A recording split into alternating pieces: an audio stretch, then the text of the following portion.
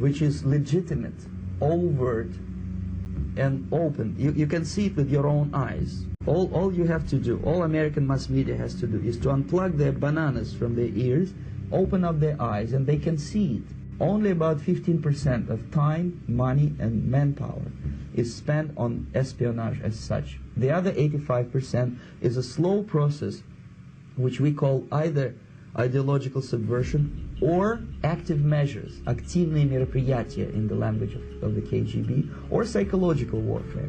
What it basically means is to change the perception of reality of every American to such an extent that despite of the abundance of information, no one is able to come to sensible conclusions in the interests of defending themselves, their families, their community, and their country. It's a great brainwashing process which goes very slow, and it's divided in 4 basic stages. The first one being demoralization. It takes from 15 to 20 years to demoralize a nation. Why that many years? Because this is the minimum number of years which requires to educate one generation of students in the country of your enemy, exposed to the ideology of the enemy. In other words, Marxism-Leninism ideology is being pumped into the soft heads of at least 3 generations of American students without being challenged or counterbalanced by the basic values of Americanism, American patriotism. The demoralization process in the United States is basically completed already. For the last 25 years.